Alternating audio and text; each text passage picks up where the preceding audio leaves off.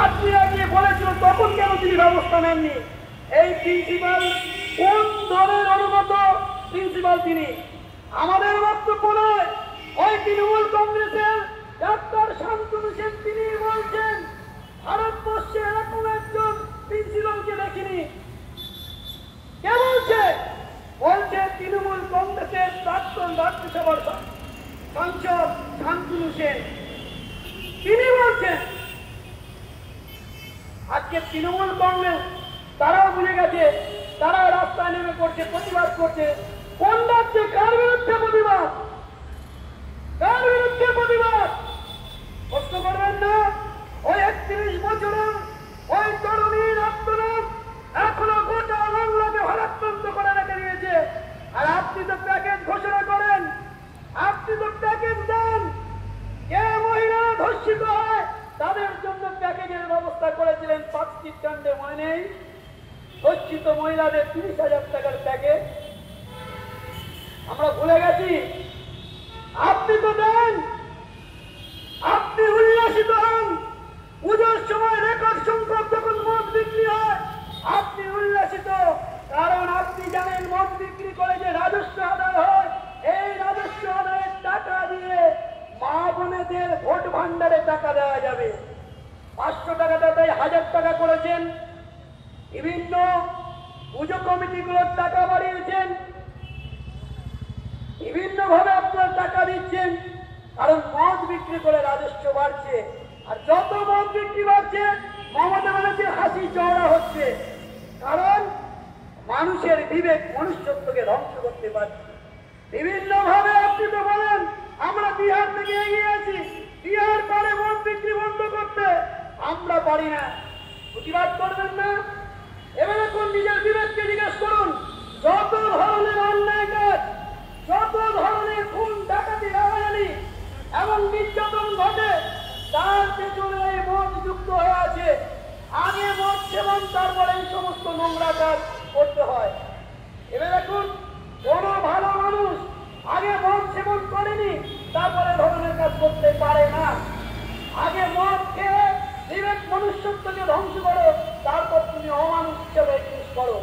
তাই তো গোপনে মদ বিক্রি হয়, গোপনে মদ খায়। আজও আমরা এই জিনিস জানি, কিন্তু মমতা ব্যানার্জি ওপেন মদ বিক্রির ব্যবস্থা করছেন, তাই রেডি টু সফট ড্রিঙ্কসের ব্যবস্থা করছেন। বলছেন দুয়ারে মদ, আপনি অনলাইনে মদ পেয়ে যাবেন বাড়িতে। আশ্চর্য আমরা দেখতে পাচ্ছি কোন রাজ্যে বাস করছি। বন্ধুগণ, আমাদের কত বিখ্যাত, আমাদের মন নিয়ে আমরা বলতে বাধ্য হচ্ছি। জানেন, ওই 31 বছরের একজন সন্তান, একজন সম্ভাবনাময় ডাক্তার, যার দেহটাকে কিভাবে ছিন্ন ভিন্ন করবে নরপশুর ধারণা।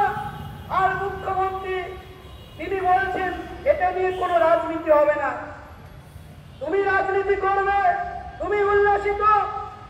গত কয়েক মাস আগে সবেমাত্র লোকসভা নির্বাচন গেল, বিপুল সংখ্যক তোমাদের এমপি হয়েছে, সাংসদ হয়েছে। ফলে ভেবেছিলে গোটা বাংলার মানুষ এমপির সংখ্যা দিয়ে বিচার করাচ্ছ যে আমার সমর্থন রয়েছে। না বন্ধু, কখনো সংসদীয় ব্যবস্থা এমপি এমএলএ দিয়ে বিচার করতে নেই কার কত ক্ষমতা। যারা করেছে তারা ভুগেছে। গোটা বিশ্ব জুড়ে ইতিহাস আছে যাদের এমপি এমএলএ সংখ্যা অনেক গুণ বেশি। সমাজ পরিবর্তনের ইতিহাসে তারা কোনোদিনও সমাজ পরিবর্তন করতে পারেনি। পেরেছে আন্দোলনকারী মানুষ, দশক শ্রেণী সাধারণ মানুষ, তারা সমাজ পরিবর্তন করতে পেরেছে। তাই আপনিও হুঁশিয়ার। এমএলএ আপনার 29 জন, এমপি আপনার 29 জন থাকতে পারে, জনসমর্থন আপনার নেই। যার মনির আপনি রেখেছেন ওই 14 তারিখ রাতে, যে 14 তারিখে গোটা বাংলার মানুষের দল নেমেছিল। আমরা সেই কর্মসূচিতে আমরা অংশগ্রহণ করেছি। আমাদের বাড়ির মা বোনেরা তাও আমরা সাধারণ মানুষরা ঐক্যবদ্ধভাবে আমরা মনে করেছি বিবেকের চালনায় প্রতিবাদ ধ্বনিত করো। বন্ধুগণ, প্রতিবাদ হচ্ছে, প্রতিবাদ হবে, কারণ প্রতিবাদই হচ্ছে মানুষের বিবেক মনুষ্যত্বকে জাগ্রত রাখে। আজকের আমরা যে মানুষ নামের অহংকারী, এই মানুষের অহংকারী আমরা হতে পারি এই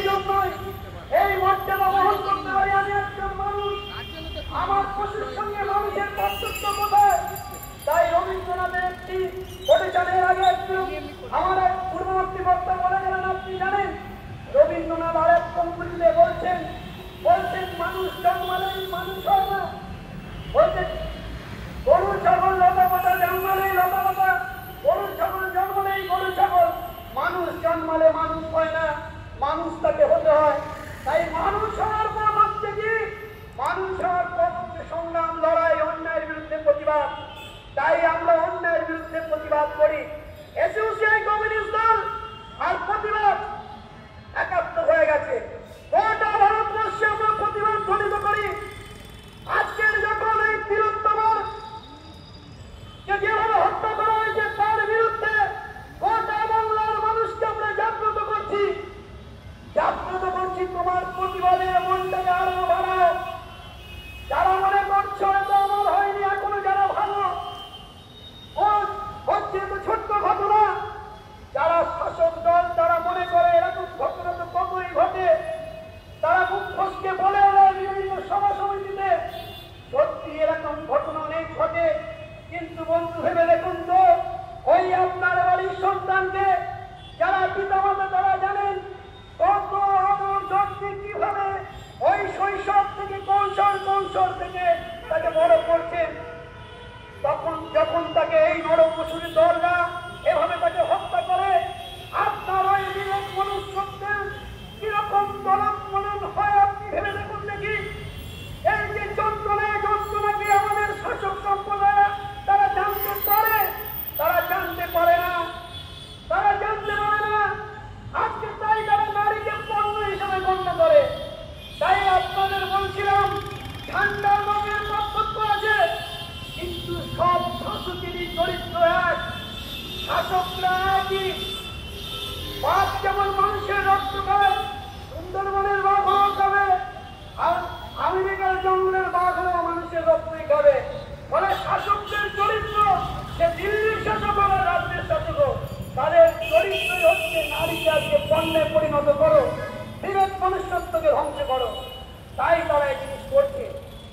আপনারা জানেন কিছুদিন আগের ঘটনা ওই সন্দেশখালীতে কিভাবে তাদের নেতা, তৃণমূলের নেতা মহিলাদের পণ্য হিসেবে গণ্য করতে। আপনারা জানেন প্রতিদিন রাতে একের পর এক নতুন নারীকে তাদের প্রয়োজন হচ্ছে।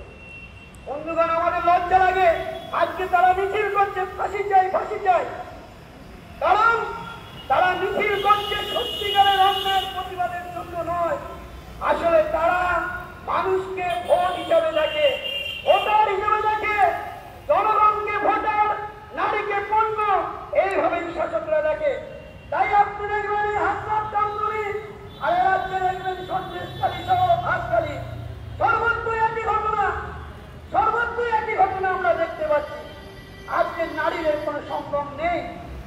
আপনারা জানেন গত বছর ওই সেপ্টেম্বর মাসে বিশেষ সংসদ অধিবেশন ডাকলো মোদী, কারণ কি না নারীদের সুরক্ষিত দিতে হবে। তাই মহিলা সংরক্ষণ বিল পাস করাতে হবে। তার জন্য বিশেষ সংসদ অধিবেশন সেপ্টেম্বর মাস, গত বছর 19শে সেপ্টেম্বর। সকলেই জানেন একটা উৎসবের আমেজ। মোদী সংসদে দাঁড়িয়ে বলছে এ দৈব বাণী আমি পালন করছি, কারণ 1996 সাল